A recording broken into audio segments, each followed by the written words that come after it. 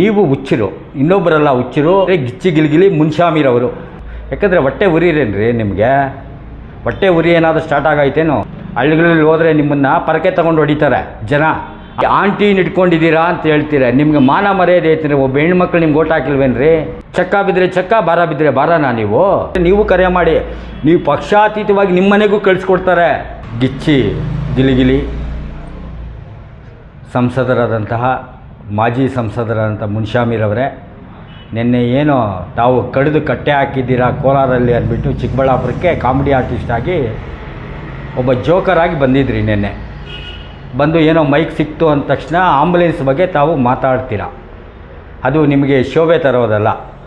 ಯಾಕಂದರೆ ಹೇಳಿದ್ರೆ ಒಬ್ಬ ಮಾಜಿ ಸಂಸದರು ತಾವು ಬಾಯಿಗೆ ಬಂದಂಗೆ ಮಾತಾಡ್ತೀರಾ. ನೀವು ಹುಚ್ಚರು, ಇನ್ನೊಬ್ಬರಲ್ಲ ಹುಚ್ಚರು. ನಿಜವಾಗಿ ಹುಚ್ಚರು ಯಾರಾದರೂ ಹೇಳಿದ್ರೆ ಗಿಚ್ಚಿ ಗಿಲಿಗಿಲಿ ಮುನ್ಶಾಮಿರವರು ಹುಚ್ಚರು ಅಂತ ಹೇಳೋದಕ್ಕೆ ನಾವು ಇಷ್ಟಪಡ್ತೇನೆ. ಇಡೀ ರಾಜ್ಯದ ಬಲಿಜ ಜನಾಂಗದಲ್ಲಿಯೇ ಏಕೈಕ ಶಾಸಕರು ಅಂತ ಹೇಳಿದರೆ ಪ್ರದೀಪ್ ಈಶ್ವರ್ ಅವರು. ಯಾಕಂದರೆ ಹೊಟ್ಟೆ ಉರಿರೇನ್ರಿ ನಿಮಗೆ? ಹೊಟ್ಟೆ ಉರಿ ಏನಾದರೂ ಸ್ಟಾರ್ಟ್ ಆಗೈತೇನೋ?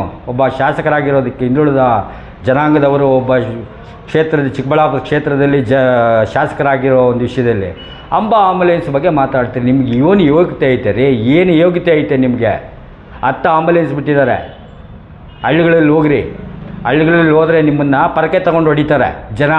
ಆಂಬುಲೆನ್ಸ್ ಬಗ್ಗೆ ಮಾತಾಡಿದ್ರೆ ಜನ ಕಷ್ಟ ಸುಖಕ್ಕೆ ಏನಿಲ್ಲ ಅಂದರೆ ಒಂದು ಬೆಂಗಳೂರಿಗೆ ಹೋಗ್ಬೇಕಾದ್ರೆ 5-10 ಸಾವಿರ ಆಗ್ತದೆ ಒಂದು ಆಂಬುಲೆನ್ಸ್ ಹೋಗಿ ಬರೋದಕ್ಕೆ. ಪ್ರತಿನಿತ್ಯ 10 ಆಂಬುಲೆನ್ಸ್ ಅಂದರೆ ವರ್ಷಕ್ಕೆ ಎಷ್ಟು ಲಕ್ಷ ಖರ್ಚಾಗ್ತಾಯಿದೆ? ಎಷ್ಟು ಲಕ್ಷ ಖರ್ಚು ಮಾಡಿದ್ದೀರಿ ನೀವು ನಿಮ್ಮ ಕ್ಷೇತ್ರದಲ್ಲಿ?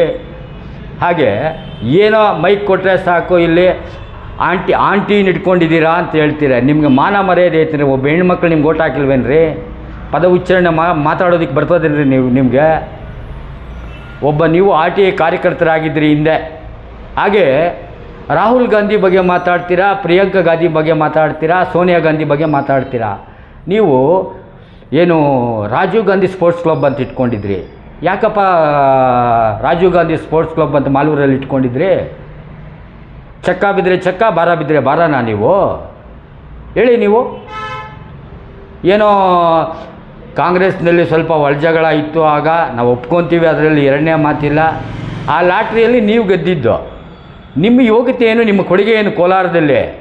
ಕೊನೆಗೆ ನಿಮಗೆ ಒಂದು B ಫಾರಮ್ ತೊಗೊಳೋದಕ್ಕೆ ಕೂಡ ನಿಮ್ಗೆ ಯೋಗ್ಯತೆ ಇಲ್ಲ. ಇವಾಗ ಕೊಟ್ಟಿದ್ದಾರೆ ನಿಮಗೆ.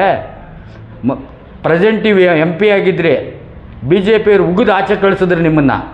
JDS ಕೊಟ್ರಿ, ಫಸ್ಟ್ ಅದನ್ನ ಕಲ್ತ್ಕೊಳ್ಳಿ ನೀವು. ಏನೋ ಮೈಕ್ ಸಿಕ್ಕಿದ ತಕ್ಷಣ ಗಿಚ್ಚಿ ಗಿಲಿಗಿಲಿ ಜೋಕರ್ ಆರ್ಟಿಸ್ಟ್ ಥರ ಬಂದುಬಿಟ್ಟು ಕಾಸು ಕೊಟ್ಟು ಕರ್ಸ್ಕೊತಾರ ನಿಮ್ಮನ್ನು? ಕಾಸು ಕೊಟ್ಟು ಕರ್ಸ್ಕೊತಾರೇನ್ರಿ? ಫಸ್ಟು ಗೆದ್ದ ತಕ್ಷಣ ಏನು ಮಾತು ಕೊಟ್ಟಿದ್ದಾರೆ ಆ ರೀತಿ 10 ಆಂಬುಲೆನ್ಸ್ ಬಿಟ್ಟಿದ್ದಾರೆ ಪ್ರತಿ ಹಳ್ಳಿಗೂ. ನೀವು ಕರೆ ಮಾಡಿ. ಅಕಸ್ಮಾತ್ ಚಿಕ್ಕಬಳ್ಳಾಪುರದಲ್ಲಿ ಬಂದು ಮನೆ ಮಾಡಿಕೊಂಡ್ರೆ ನೀವು ಕರೆ ಮಾಡಿ. ನೀವು ಪಕ್ಷಾತೀತವಾಗಿ ನಿಮ್ಮ ಮನೆಗೂ ಕಳಿಸ್ಕೊಡ್ತಾರೆ. ನಿಮ್ಮ ಮನೆಯಲ್ಲಿ ಯಾರಿಗಾದ್ರೂ ಹೆಚ್ಚು ಕಮ್ಮಿ ಆದರೂ ಕಳಿಸ್ಕೊಡ್ತಾರೆ. ನೀವು BJP ಅವರು ಅಂದ್ಬಿಟ್ಟು ನಿಮ್ಗೆ ಕೂಡ ಕಳಿಸಲ್ಲ ಅನ್ನೋದೇನಿಲ್ಲ. ಪ್ರತಿಯೊಬ್ಬರಿಗೂ ಒಂದು ಸರ್ವಿಸ್ ಮಾಡ್ತಾ ಇರೋದು. ಅದ್ರ ಕಡೆ ನೀವು ಗೌರವ ಕೊಡಿ. ಅದು ಬಿಟ್ಟು ಮೈಕ್ ಸಿಕ್ತು ಅಂದ ತಕ್ಷಣ ಜೋಕರ್ ಥರ ಆಡೋದಲ್ಲ. ಮುನ್ಶಾಮಿರವರೇ, ನಾಳೆ ದಿವಸ ಇಡೀ ರಾಜ್ಯದಲ್ಲಿ ಉಗ್ರ ಹೋರಾಟ ಮಾಡಬೇಕಾಗ್ತದೆ. ಬಲಿಜ ಜನಾಂಗದ ಏಕೈಕ ಶಾಸಕ ಪ್ರದೀಪ್ ಈಶ್ವರ್ ಅವರು ಇವತ್ತು ಒಳ್ಳೆ ಕೆಲಸ ಮಾಡ್ತಾ ಇದ್ದಾರೆ. ಅವರು ಫಸ್ಟು ಮೈಯಲ್ಲಿ ಜ್ಞಾನ ಇಟ್ಕೊಂಡು ಮಾತಾಡಿ. ನಾಲಿಗೆಗೆ ಮೂಳೆ ಇಲ್ಲ ಅಂದ್ಬಿಟ್ಟು ಇಷ್ಟ ಬಂದಂಗೆಲ್ಲ ಮಾತಾಡಬೇಡಿ ಮುನ್ಶಾಮಿರವರೇ. ಕೊನೆಗೆ ಒಂದೇ ನಾನು ನಿಮ್ಗೆ ಹೇಳ್ತೀನಿ ರೀ. ಕೊನೆಯಲ್ಲಿ ಮೊನ್ನೆ ಹಿಂದಿನ ವರ್ಷ ಒಂದು ಕಬಡ್ಡಿ ಅಮೇಚೂರ್ ರಾಜ್ಯ ಅಮೇಚೂರ್ದು ನೀವು ಕೋಲಾರ ಜಿಲ್ಲೆಯ ಜಿಲ್ಲಾ ಅಧ್ಯಕ್ಷರಾಗಿದ್ದಿರಿ ಅಮೇಚೂರಲ್ಲಿ. ಕೊನೆಗೆ ಆ ಎಲೆಕ್ಷನಲ್ಲೇ ನಿಮ್ಮ ಕೈಯಲ್ಲಿ ಗೆಲ್ಸ್ಕೊಳಕ್ಕಾಗಲಿಲ್ಲ. ಆಯ್ತೇನ್ರಿ? ಆಯಿತಾ? ಫಸ್ಟ್ ಅದು ನೀವು ಕಲ್ತ್ಕೊಳ್ಳಿ. ಇನ್ನೆಲ್ಲೋ ಬಂದು ನಿಮ್ಮ ಕೊಡುಗೆ ಏನು ಅಂದ್ಬಿಟ್ಟು ನೀವು ಕಿಸಿದ ಕಟ್ಟೆ ಹಾಕಿರೋದೇನೂ ಇಲ್ಲ. ಕೋಲಾರಲ್ಲಿ ಹಾಕಿಲ್ಲ, ಚಿಕ್ಕಬಳ್ಳಾಪುರದಲ್ಲಿ ಹಾಕಿಲ್ಲ. ಜೋಕರ್ ಕೆಲಸಕ್ಕೆ ಹೋಗಿ, ಒಳ್ಳೆಯದು. ನೋಡಿ, ಇದು ಇಲ್ಲಿಗೆ ಬಿಡಬೇಕು. ಸಂಸದರೇ, ಮಾಜಿ ಸಂಸದರೇ, ಬಾರೋ ಹೋಗೋ ಅನ್ನೋ ರೀತಿಯಲ್ಲಿ ಕೂಡ ಮಾತಾಡೋದಕ್ಕೆ ನಮಗೆ ಬರ್ತದೆ. ನೀವೇನು ದೊಡ್ಡ ಪುಡಂಗಡಿ ಏನಲ್ಲ. ನಮಗೂ ಗೊತ್ತು ಮಾತಾಡೋದು, ಪದ ಬಳಕೆ ಯಾವ ರೀತಿ ಮಾತಾಡೋದಂದರೆ ನಾವು ಮಾತಾಡಲ್ಲ. ಯಾಕಂದರೆ ಒಬ್ಬ ಮಾಜಿ ಸಂಸದರಿದ್ದೀರಿ ತಾವು, ಅದಕ್ಕೆ ಗೌರವ ಕೊಟ್ಟು ಮಾತಾಡ್ತಾ ಇದ್ದೀವಿ. ಇದೇ ರೀತಿ ಏನಾದರೂ ಕಂಟಿನ್ಯೂ ಮಾಡಿದ್ರೆ ಮುಂದಿನ ದಿವಸಗಳಲ್ಲಿ ಉಗ್ರ ಹೋರಾಟ ಮಾಡಬೇಕಾಗ್ತದೆ. ಬನ್ನಿ, ಪಕ್ಷದ ಚೌಕಟ್ಟಲ್ಲಿ ನೀವೇನಾದರೂ ಮಾತಾಡಿ, ನಿಮಗೆ ಆತ್ಮೀಯವಾಗಿ ಸ್ವಾಗತ ಮಾಡ್ತೀವಿ. ನಿಮ್ಗೆ ಇಷ್ಟ ಬಂದಂಗೆ ಮಾತಾಡಿ, ಅದರಲ್ಲಿ ನಮ್ಮ ಅಭ್ಯಂತರ ಇಲ್ಲ. ವ್ಯಕ್ತಿಗತವಾಗಿ ಏನಾದರೂ ಮಾತಾಡಿದ್ರೆ ಗಾಚಾರ ಚೆನ್ನಾಗಿರೋಲ್ಲ ಮುನ್ಷಾಮಿರವರೇ. ಇದು ಕೊನೆ ಎಚ್ಚರಿಕೆ ನಿಮಗೆ.